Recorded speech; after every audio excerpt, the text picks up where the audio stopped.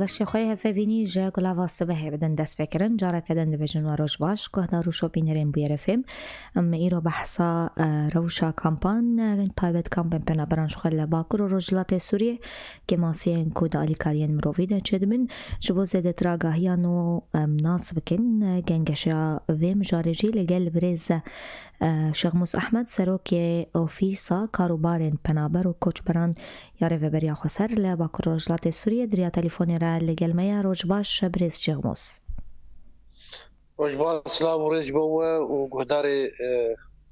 radya we. Spas birêz Şexmûz destpêkê dixwazin ji me re behsa rewşa kampên penaberan li herêmên Bakur Rojhilatê Sûriyê bikin çend kampên û kêmasî çi ne? Derê yanî herêma me rastî bûyîn navendek ji bo penaber û koçberên ji tevayî bajar û bajarokên Sûrî çunkî herêmekî bi rastî jî bi ewle tevgo êrişên got li ser wê lê civaka tê di vir jiyan dike civakekî bi rastî jî him mirovaya wî zêde ye him jî êş û azarê got kesên penaberî guhbar bûne berê ev vî milletî ev êşaya dîtî ye ji ber wê jî rastî sed hezara xelkê ji tevayî Sûrî xwe li vê herêmê girtin yani tu ji Efrînê pêk heve Efrîna dagirkerî ana Godrota Tirkî Helebê xwe lê girtibûn û tibê herêma min bic û Tabqa û Reqqa û Kubanî û heta tibigê Cezîra Rojavayê Kurdistanê ev bi rastî çi tê wetaya got herêmekî bi rastî yanî wek mirovayî tê jiyan dibe ji ber wê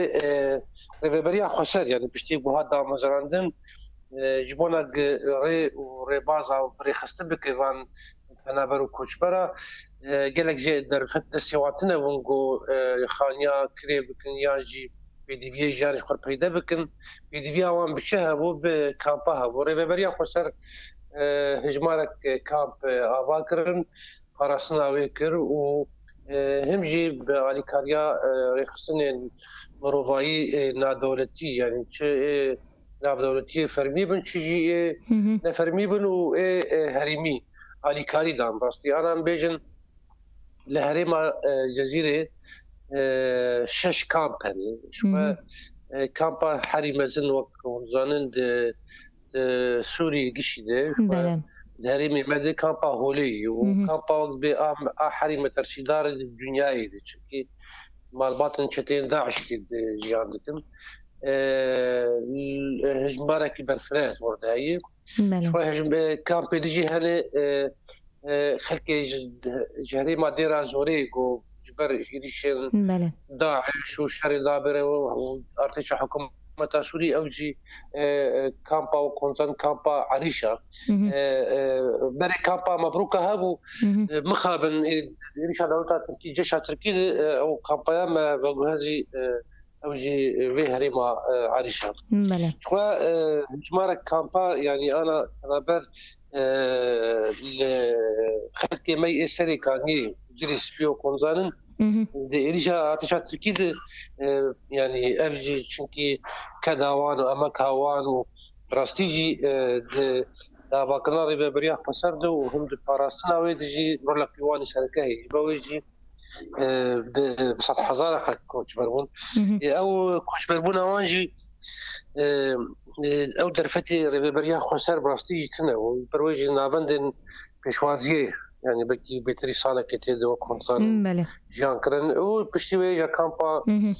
Waşûkanî û Serêkanî û kampa Newroz ava bû ciwan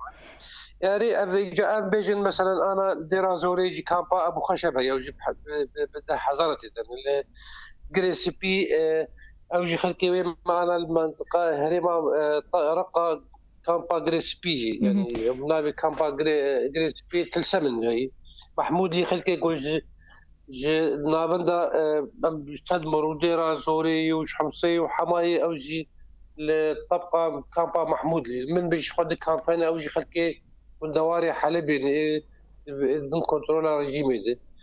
وشهبا كونزانن شهبا بينش كانت هنري أوجي جبلي وان كسي قد باجارة وقنادة أو خلقي ما عفريني من تدي دار زوري قالوا هجمار الجمهورية بريز شاموس هجمارك قشتية بنابران تقاسة بنابر وكوشبر هجمارك البردستي وهي وكل أوفيس يعني أنا دي كامباد يعني صدو تشل حتى صدو بينجي حزار إنسان جيانتك عند كامبي فرمي ديبي قريبي بريا خسر بريكو بيك دبي شو كامبين بلا ولا جهة رجال بيجيب عربي بكامبين عشوائي أنا لقندواري ديرا زوري للرقة للطبقة من بيش أنا برهن برستي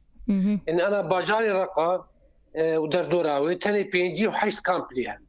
15000 مالبات تيجي عندك أنا تريد كامبادي يجبلي جا كزين خي إيجو دقندادي دباجارة دنت كامبادي نكاش خار خاني كري نكاش خار كري يعني بكشتيمر وكاربيجي إجمالي بنابر وكشبرين إيجو دكامبادي إيجو دكامبين بلاولادي إيجو دباجارة وقندادي مليون وكسر حزار إنسان خل هريمي ما قلتنا باشا ام السر بانجا وابا اخذن بريز شاموس وبانجك بو نتوين بو دولتين اوروبي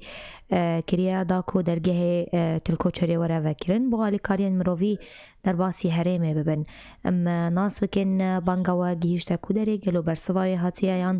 او جبو في بابتي تشد بيجن يعني ديسا جانا دوبارات كان بانجا وازيا خد راديا واي بريز هريما ما هريما كي براستيجي نافندا جو الهمبري داعش اقو شركر يعني جفاك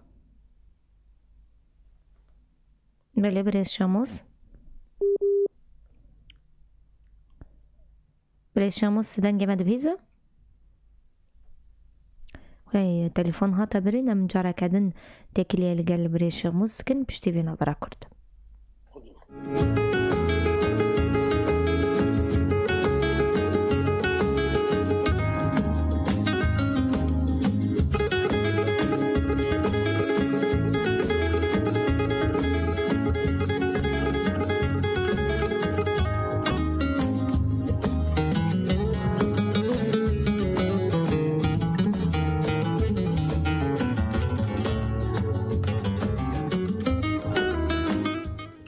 دوباره سلاف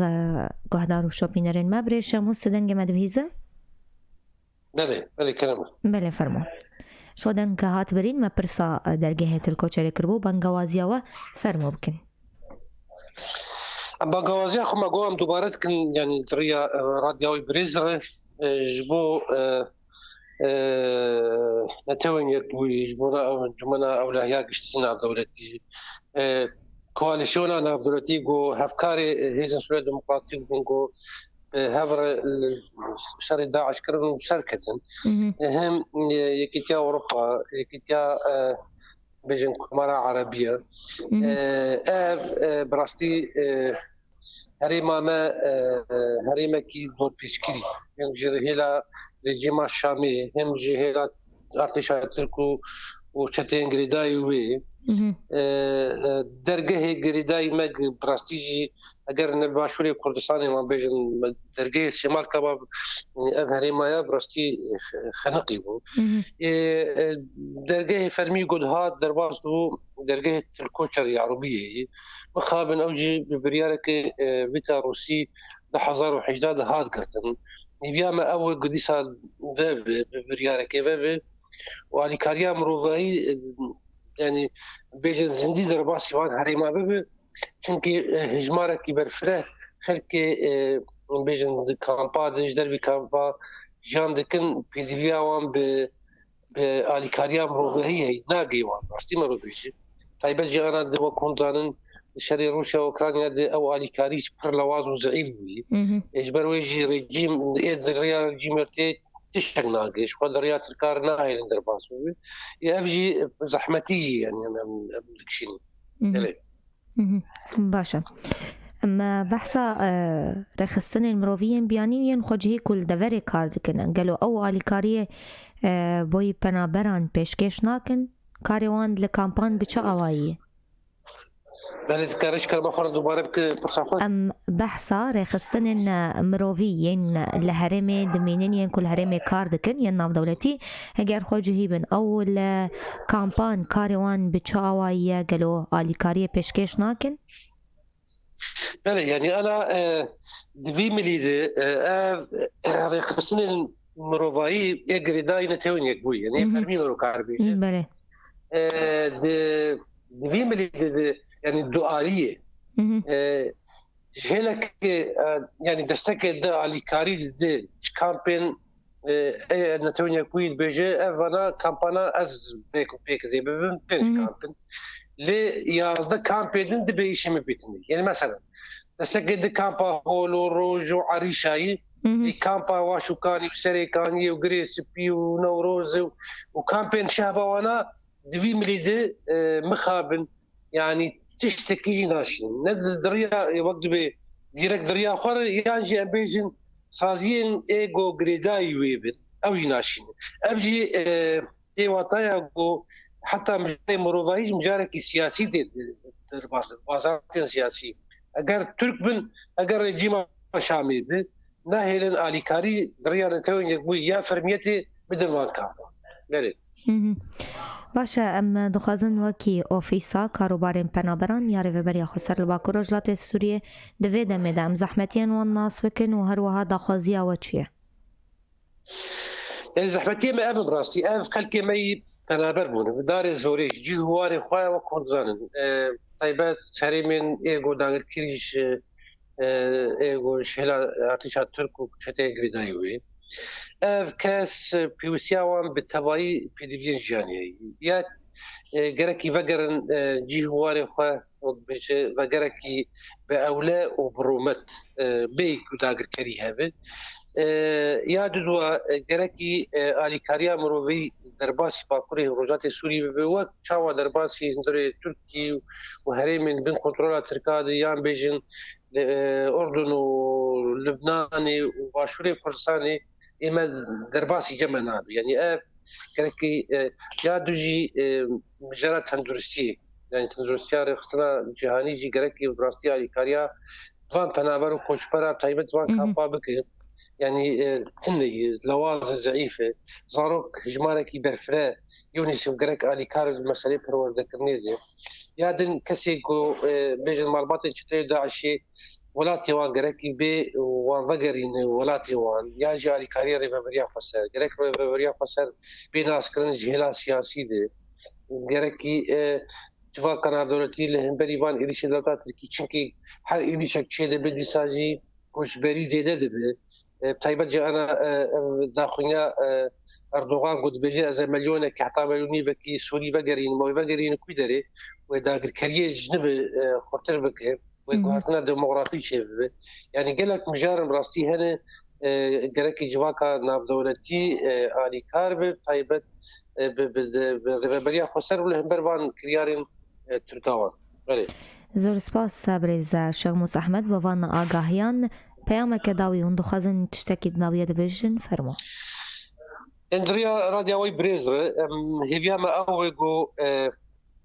ام جاريغو هات النقاش كريم بس لكن مروفاي جول فيدري هذا راستيجي افايا اركي تباين توا كان دولتي هي ما او يعني زوترين دم علي كاري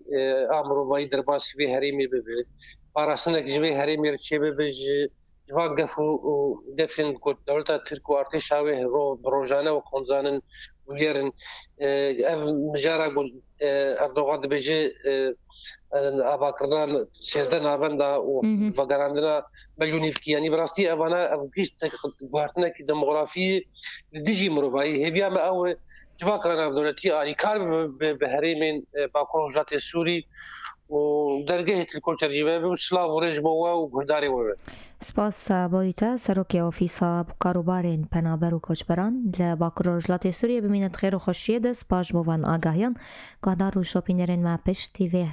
نافبری ام خلق خواب بردوام بکن